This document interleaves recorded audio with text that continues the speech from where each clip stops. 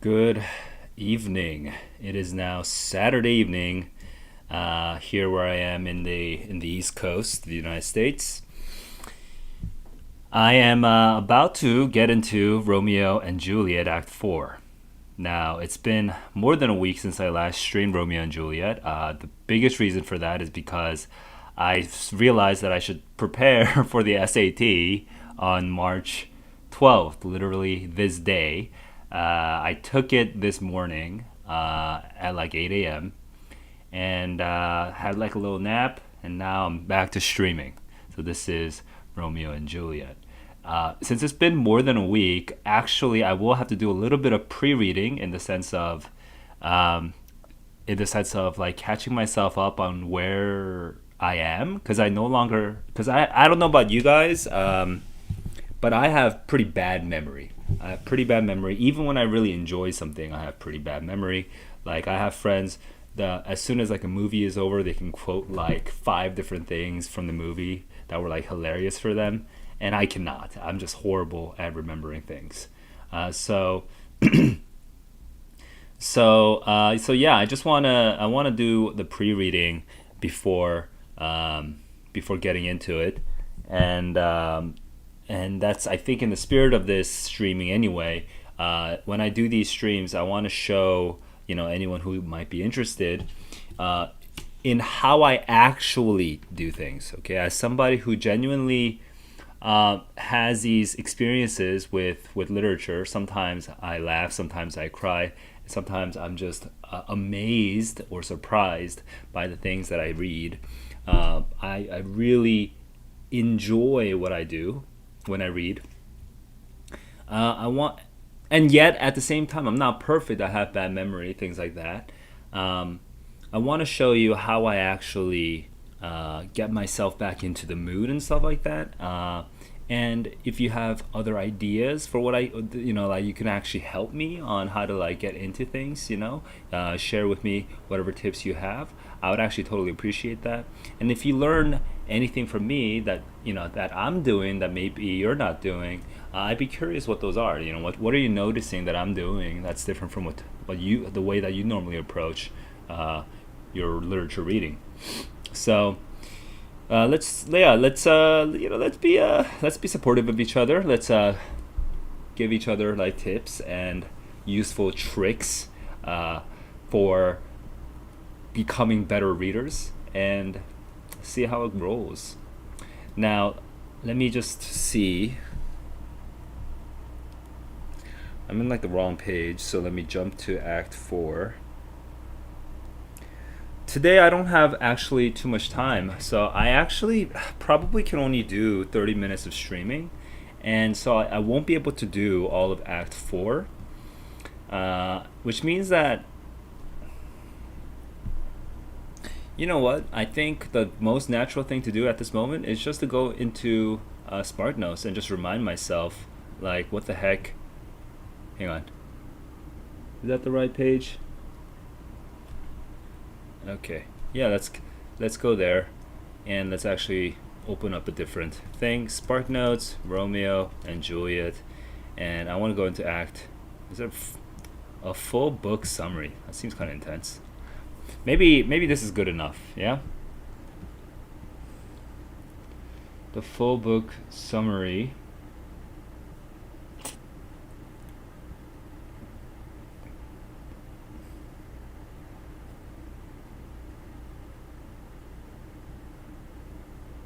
Hang on, what? This is like Act 2. They consummate their marriage and their love. So yes, we had that very sexy scene. Then we had, okay. So this, all of this right here, this we move into Act 4, somewhere in the middle of this. She asks her nurse for advice, right? Because her father, Julia's father, the Capulet, Father Capulet. I don't know how are you supposed to pronounce. How are you supposed to like call? What are you supposed to call him? Anyway, Capulet wants Julia to marry Paris. He's kind of forcing it. She counsels Julia to proceed as if Romeo were dead. Disgusted, right now, yeah, she feels betrayed, and so Here we're about to get this plan. We didn't actually get the plan last time. Here's the plan: to reunite Juliet with Romeo and Mantua. Let's see how to. What the heck?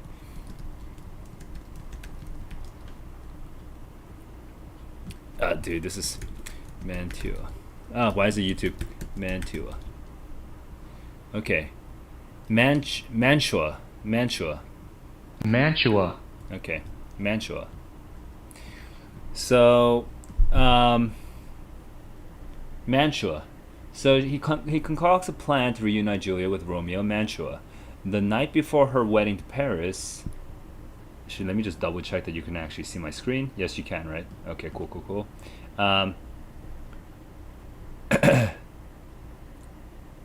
The night before her wedding, she must drink a potion that will make her appear to be dead. Then she gets laid to rest in the crypt. The friar and Romeo. This friar is what is his motivation for this, right? What is his motivation for this? That is crazy. So this is what's gonna happen in Act 4. I don't know why I kept reading it, but basically now I remember that Romeo kills Tybalt, okay, because Tybalt kills Mercutio. Yes, Mercutio. As a result, Romeo is banished. They do consummate the marriage, and now they part. Yet when they part, at that time they were still feeling okay because it felt like, okay, this is temporary. You know, Romeo is going to be gone a couple years, and maybe the friar is going to work on it. But basically, we're going to wait for this whole thing to blow over. When people are cooler, when calmer minds prevail, you know, Romeo can kind of come back. That was kind of the rough plan, but then it turns out, oh father, Capulet wants Juliet married ASAP. Okay, and that's how Act 3 ended. Let me just see the last couple lines of Act 3. There we go. This is when she swears off. Actually, I just realized I'm not showing you my screen, but this is when Juliet swears off the nurse. Ancient damnation, O most wicked fiend! Is it more sin to wish me thus forsworn, or to dispraise my lord with that same tongue which she hath praised him with above compare so many thousand times? Go, counselor, thou and my bosom henceforth shall be twain, will be split. I'm gonna go to the friar to know his counsel, to know his solution, and if all else fail, I might just die. I may have to kill. I may just die. Okay. Now we're in Act 4. I'm not quite in the mood, okay? The mood is supposed to be a little intense, a little serious. I'm not quite there. But, you know, let's work with it. Because reading, you can never always be in the perfect mood. Friar Lawrence's cell.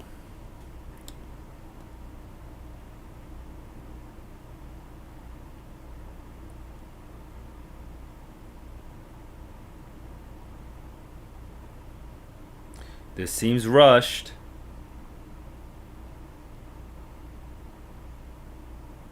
Immoderately she weeps. Seems that Paris is so insensitive. Oh, because she's crying, I can't talk to her.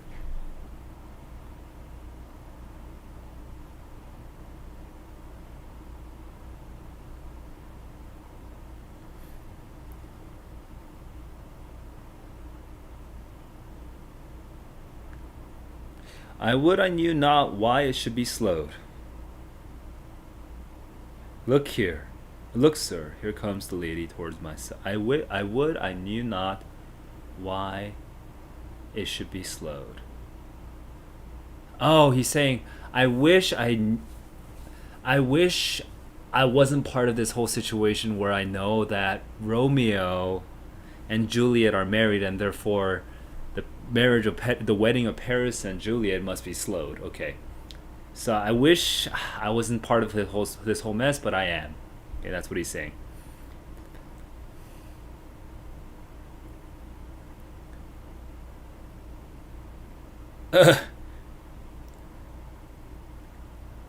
That may be must be love on Thursday nights. What must be shall be.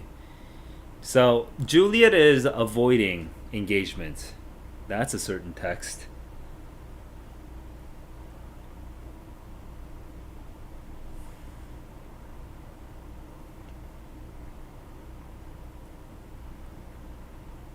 I will confess to you that I love him. So will I am sure that you love me.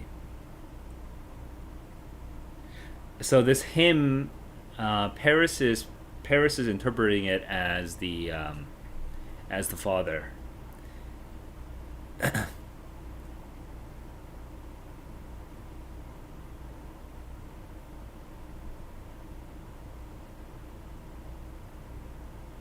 If I if I do love you, it will be of more price. It will be more costly being spoke behind your back than to your face.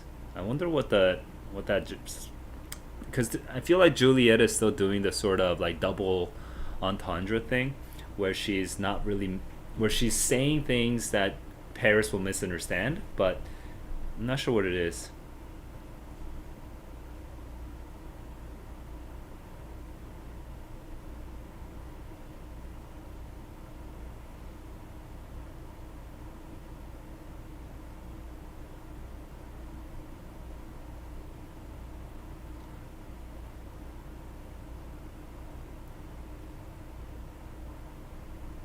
The face was bad enough before the spite of the tears. It's a truth, and what I speak it to my face. I want this. I don't fully understand this dialogue, honestly. Thy face is mine, and thou hast slandered it. What an idiot thing to say. It may be so, for it is not mine own. Are you at leisure, Holy Father, now, or shall I come to you at evening mass? My leisure serves me, pensive daughter, now. My lord, we must entreat the time alone. Good God shield, I should disturb devotion. Juliet, till then adieu.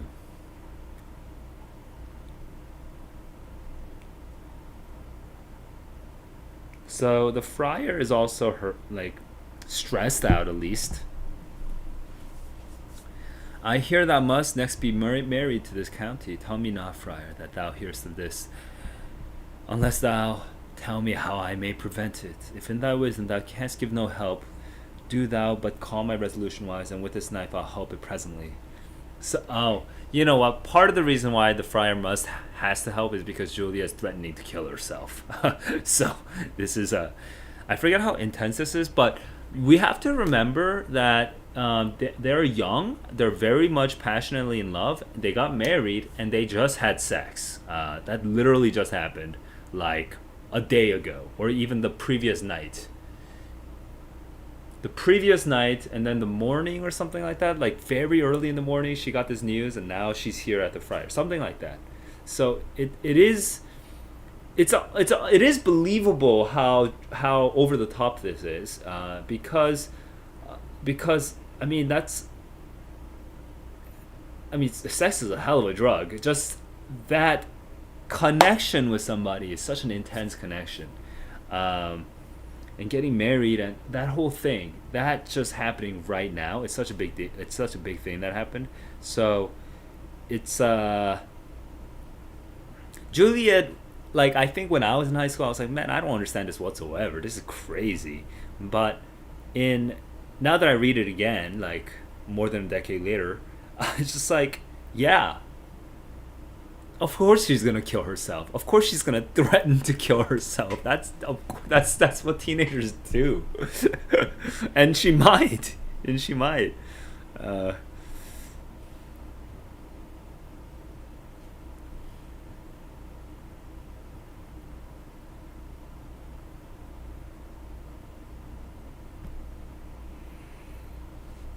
and she's also invoking the religious aspect of it, that the friar actually joined their hands in marriage.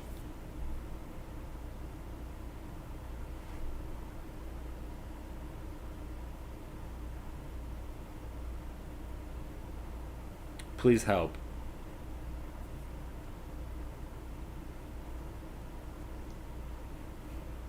Stop taking so long to speak. I long to die. Hold, daughter, I do spy a kind of hope. So this is her. If you actually if you imagine this particular dialogue, this particular bit, she's gonna talk very quickly. She's like in a rush, okay, and then the friar, hold, I do spy a kind of hope. Like, hang on, slow down, breathe. Okay, that's what he's saying right now, because she's speaking very fast, and she's like, be not so long to speak, right? She's like, please say something, right? And then he's like, hold, hang on.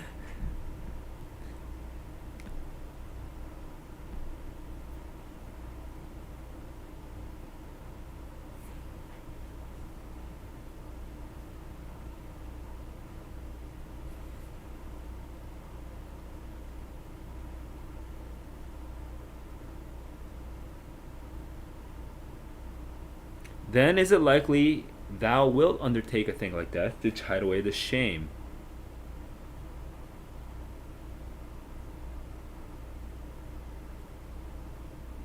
I have a plan. It's rather desperate. It's as desperate as this situation.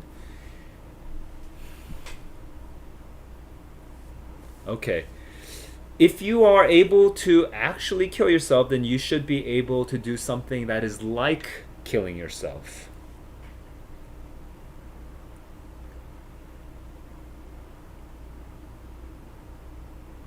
You should cope with death himself. You should interact with death himself in order to escape from it. If you are willing to do so, I will tell you what my plan is. Oh, bid me leap rather than marry Paris from off the battlements of. She would rather jump off this building than marry Paris, or walk in thievish ways, or bid me lurk where serpents are, chain me with roaring bears, or shut me nightly in a charnel house, or covered quite with dead men's rattling bones, with reeky shanks and yellow chapless skulls, or bid me go into a new made grave and hide me with a dead man in his shroud. Things that to hear them would have made me tremble, and I would do it without fear or doubt, to live an unstained wife to my sweet love. She is willing to do a lot of pretty terrible things, pretty awful sounding things, to stay away from Paris. She is willing to be hugging dead men themselves just to get away from this. So she's saying she's willing. I am totally able. And Friar says, go home, pretend you'll marry him. Then tomorrow night, on Wednesday night, sleep alone and take this vial with this liquor. You'll be cold and drowsy, and your pulse will stop. No warmth, no breath shall testify thou livest.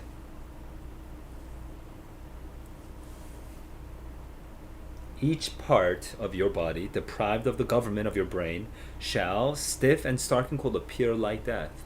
And in this borrowed lightness of shrunk death, thou shalt continue 42 hours, 42 hours.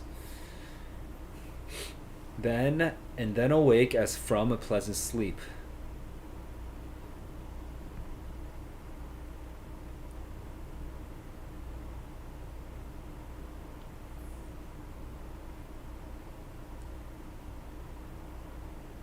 Hang on. What's this other bit? Now, when the bridegroom in the morning comes to rouse. Oh, so this is how in Paris. I thought this was Romeo. There art thou dead. Then, as the man of your country is in thy best robes, uncovered on the bier. I forgot what beer was. I feel like I learned this like last time I read Romeo and Juliet, but I forgot. Beer. Okay. You will be right. Apparently, in Italy, according to Shakespeare, they keep the nobles uncovered. Like they clothe them in their best clothes, and then they lie them down. They lay them down, and they take them to the vault where the tomb where all the Capulets lie. So.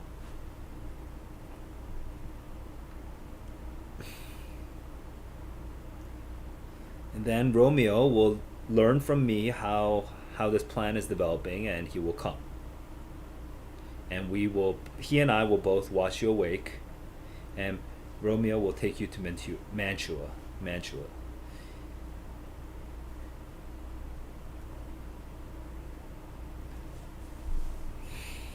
You must be courageous to do so. If you are able to do so, then this will come to pass. Oh, there is no such thing as fear. Give this to me. Hold. Get you gone. Send the friar with speed to Mantua. Love, give me strength, and strength shall help afford farewell to your father. I already feel a little sad. I'm surprised, but I already feel a little sad. And I think it's just because, that's what the foreshadowing is doing. We know, it's just a natural reaction from knowing what's going to happen. She wants it so badly. She wants to see him so badly. And we know simultaneously she and he will both die. And it just makes me feel a little sad. Simultaneously, there was the other thing, right? I think it was Act 2, Scene 1, or Act 2, Scene 2 or something. I don't remember exactly. But maybe Act 2, Scene 3, where the friar talked about the two warring natures, okay, the two kings of man's nature, right? A thing that could be a medicine like a plant that can be a medicine can also be a poison, okay? And so it is with our nature. A thing that could be good could be very, very bad. In this case, I think the metaphor kind of draws itself out to the level of this passion, this passionate love for somebody. Could be good, it could be medicine, it could be poison, right? Something like that. I think that's the sort of metaphor I'm kind of working with, the analogy I'm working with, and just knowing how this ends, and just seeing how desperate Juliet is. Give me, oh, tell me not of fear. Lord, give me strength, and strength shall help afford farewell, dear father, right? I don't know, that just rings painfully to me. All right, scene 2. I think this is let me make sure. Yeah, I can read scene 2 for sure, and then I might have to go after that because I don't know if I'll be able to read scene 3. Scene 2, here we go. So many guests invite as here are writ. There's a hall. There's the father and mother, and there are guests. Oh no. Oh no. Invite as many guests as are written in this list. So he gives it to the first servant. Okay, so go hire me 20 cunning cooks. Okay, funny. The expectation of Juliet right now is so, like, she so desperately wants to see Romeo, and then the very next scene, okay, you get this tonal shift. It's pretty dramatic. Now you have her father and mother being busy with the wedding preparations, and they too are maybe not excited, or they're not necessarily excited in the same way that a kid might be excited, but the tone, if you imagine the scene, it's such a totally different scene. Juliet has this sort of frail, desperate, probably tone in her voice, and Capulet has this sort of authoritative, bureaucratic tone in his voice right now. Make this happen, right? And so that creates. I feel like if you're actually watching the drama, you'll feel that. You'll feel that difference right there.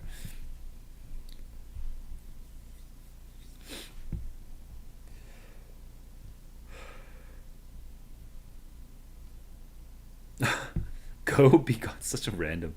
Even have a little bit of random humor here.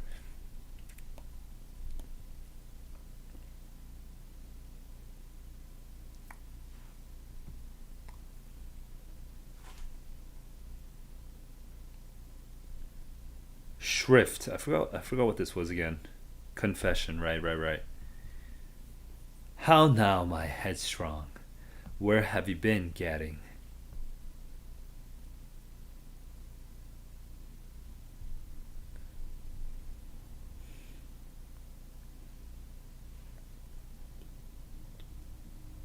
Okay, henceforth I am ever ruled by you. Okay, she pretends to obey, to submit.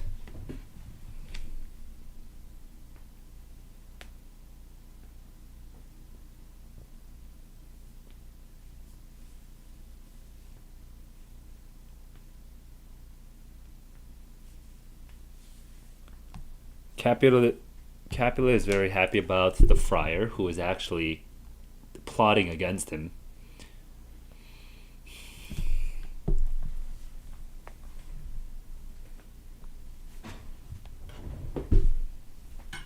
Okay, it's become night.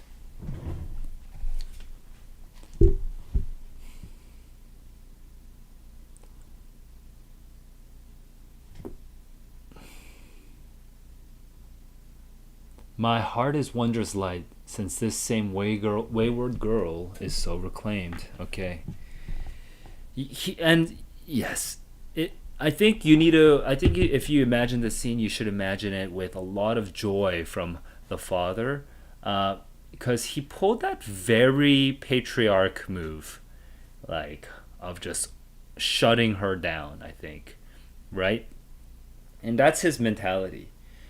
But part of it, but he also has this very strong desire to see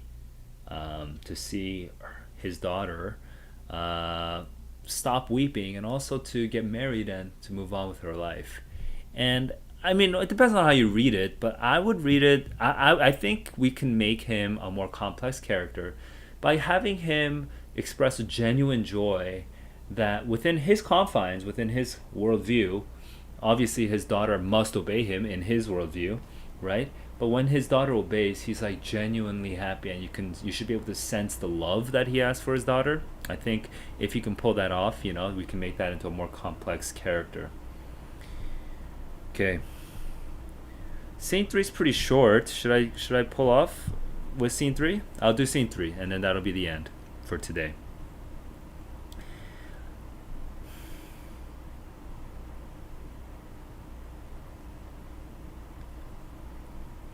Or is it? What is this? Horizons? Prayers. Okay. I am full of sin, so I need to pray a lot. So she's being very pious. What?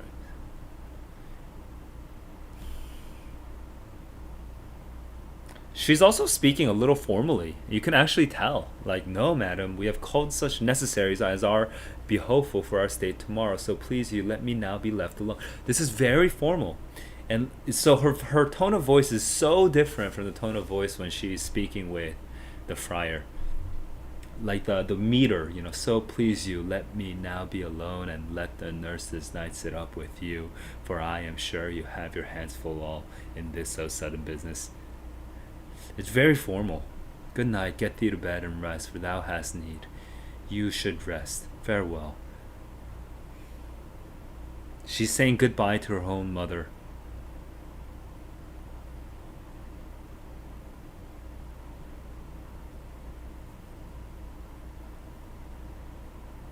She wants to call her mother, a nurse back. It's a bit of fear. She's getting some fear. Come, vile. What if this mixture do not work at all? Shall I be married then tomorrow morning? No, no. She keeps a dagger with her, just in case this doesn't work. If it doesn't work, she'll kill herself. Oh, okay. There's a different paranoia. What if the friar is going to just kill me because he actually plotted against the Capulets by marrying him to Romeo?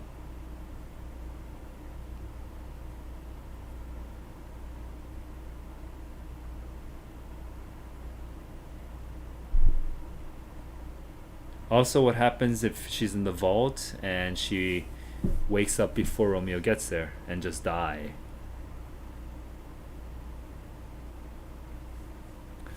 So all of this worrying about the way that this could go wrong, right?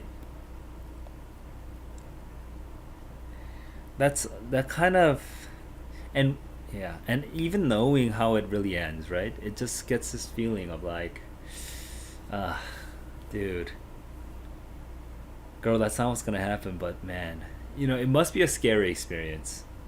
It must be a scary experience.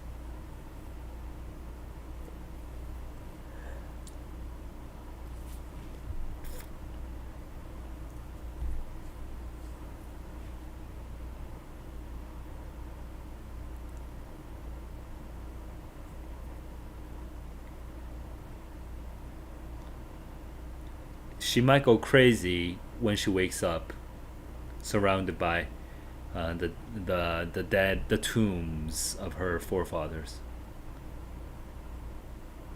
I see my cousin's ghost. Oh, she already so she already drank it, and the poison is working on her. So she's actually kind of hallucinating. I didn't realize that.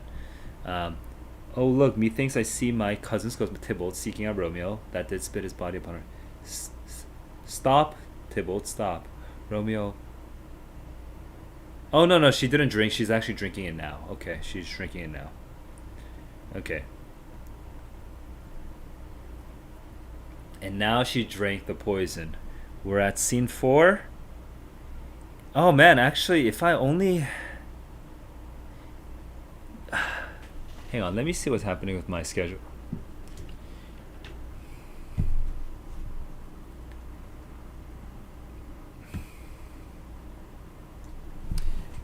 I'm gonna push this a little, because this is so short.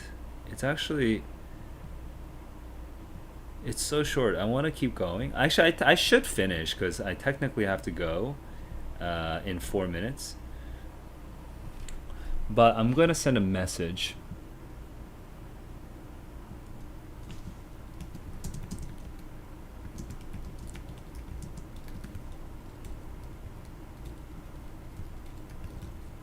And let me try to squeeze the other scenes in.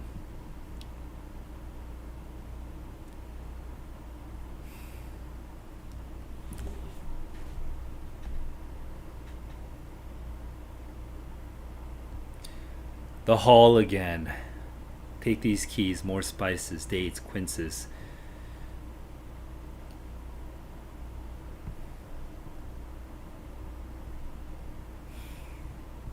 Tis 3 o'clock. Is it 3 in the afternoon?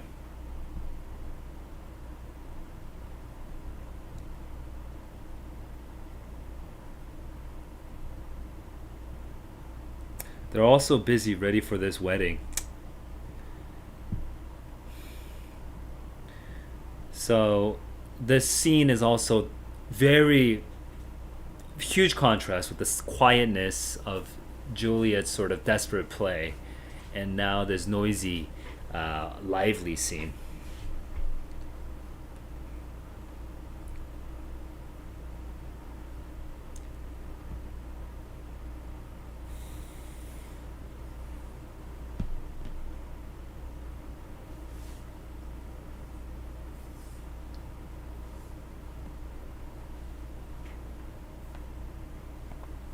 Waken Juliet.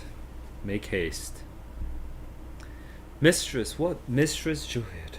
Fast I warned her she. Lamb, slug a bed. What? Not a word. Okay, so this is a hysterical scene. Sleep for a week. God forgive me. I must needs wake her, madam, madam, madam.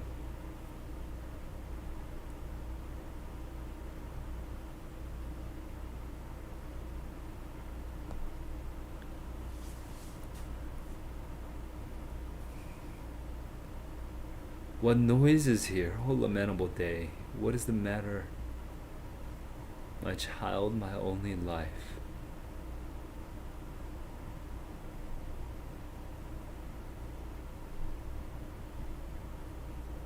For shame, bring Juliet forth. Her lord is come. She's dead. See, she's dead. Alack. the day. Alack the day. She's dead. She's dead. She's dead. Let me see her. She's cold. Her blood is settled.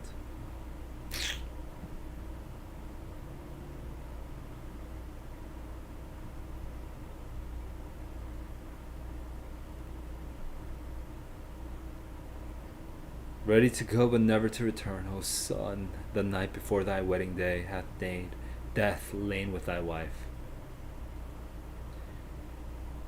Deflowered by death. Death is my heir. All is death's. Capulet is not very poetic. he's actually, I don't know if he's supposed to be comically unpoetic, because that's how it feels right now.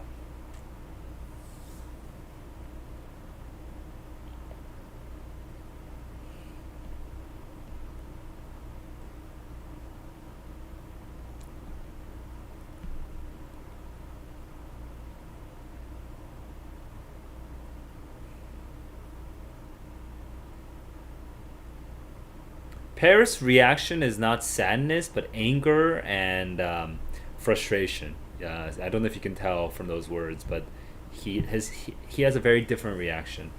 He feels cheated.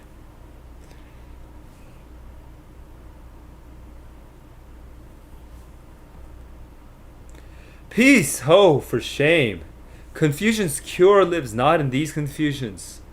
Heaven in yourself hath part in this fair maid. Now heaven hath all, and all the better is it for the maid. Your part in her you cannot keep from death, but heaven keeps his part in eternal life.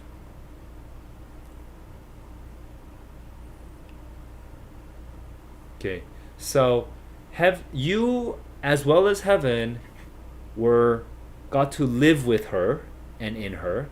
Now heaven has all of her, and it is better for her. Your part in her as the family, you could not save that part from death, but now Kevin will keep his part of her in eternal life. The most you saw was a promotion.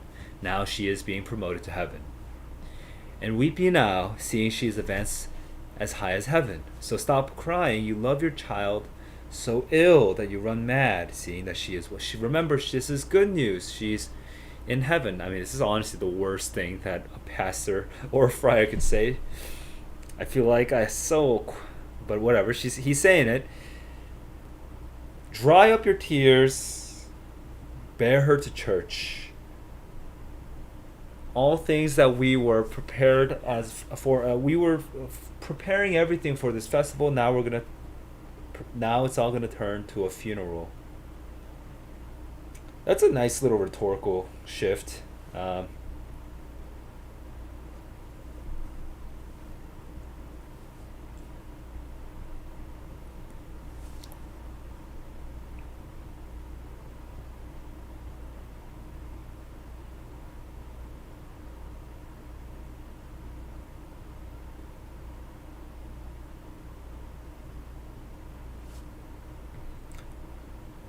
Oh, sorry, I just got suddenly really sleepy.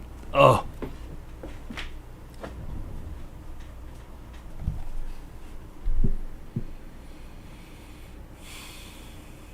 Interesting that this scene totally changes.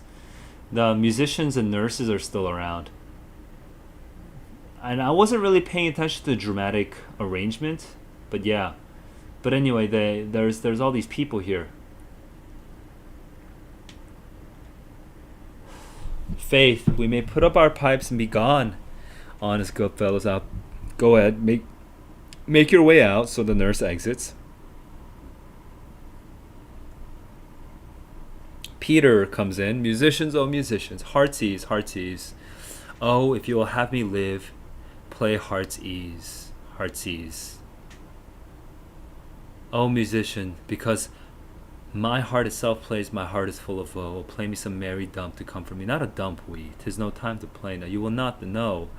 I will then give it to you soundly. What will give us? No money on my faith, but the gleek. I will give you the minstrel. Then I will give you the serving creature. I feel like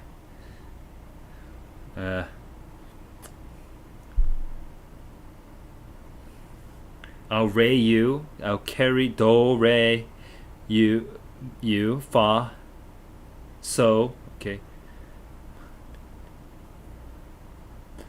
I will carry no crochets. I will do carry no crochets. I'll ray you. I'll fall you. Do you note me? And you ray us and fall us, you notice. Pray you. Put up your dagger and put out your wit. Then have at you with my wit. I will dry beat you with an iron wit and put up my iron. So they're fighting. Now I want to remember who Peter is because he came in the previous scene. And what's with this fighting? What is with this fighting? Hang on, where did Peter come? Wasn't it just the previous scene? I thought it was supposed to be right here. Oh, copy. Okay, here we go.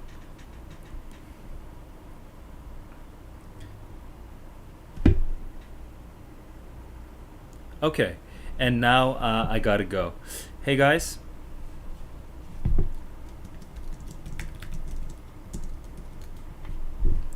Let me just finish off what I can.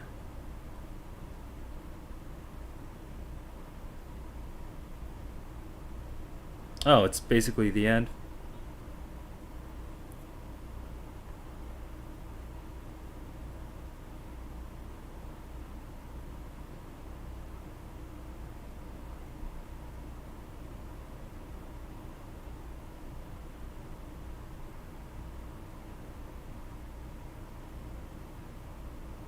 Okay, there's this very odd scene here with these people sort of like arguing, bickering, and I don't fully understand it. But I will come and I will think about it again the next time I stream. All right, guys. Scene 4 was a little less interesting. It was a little less interesting because it's really just moving the plot along. It's also very short.